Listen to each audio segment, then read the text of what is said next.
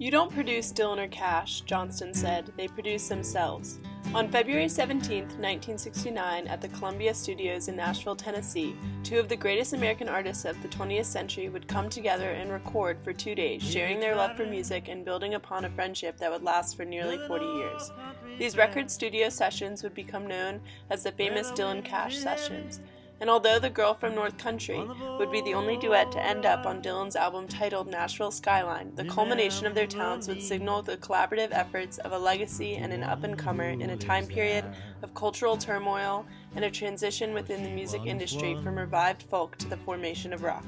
Cash and Dylan's friendship began in 1963, when then very famous Cash wrote a fan letter to Dylan to express the utmost appraisal for Dylan's new album, The Freewheelin' Bob Dylan.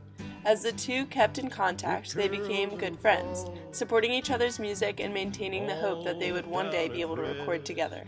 When Dylan renounced political protest as a theme in his songs, even scoffing at his previous moral absolutism, as stated in Before the Flood by Ellen Willis, he retreated from fame, taking a 20-month hiatus that confused fans around the world. Interested in reintroducing Dylan to the world, Cash invited Dylan to be the first guest on The Johnny Cash Show, and together they sang The Girl from North Country. The Girl from North Country epitomizes Dylan's transformation from singing topical political folk songs to more simplistic country songs. With a slow tempo and straightforward instrumentation, Dylan and Cash sing of an old love affair, of whom they claim was an old love of mine. As a rather simplistic song, showcasing neither of Cash's or Dylan's true talent, the importance of The Girl from North Country and the rest of the songs on Nashville Skyline, according to Willis, lay in its ability to liberate Dylan and the rest of us from the Sgt. Pepper straitjacket. Dylan is now free to work on his own terms.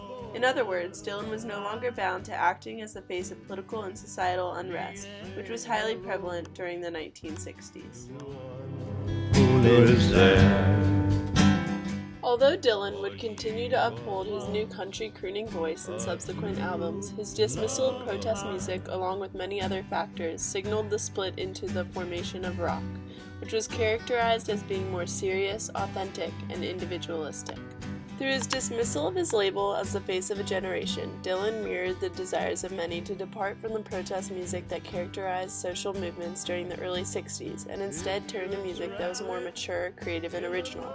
It is evident in the more basic, individualistic themes of the songs that constitute Nashville Skyline that Dylan attempted to make his songs more interpersonal. With Cash's help, Dylan reclaimed his spot in the music industry, but this time his main goal was not to implement social issues through his lyrics.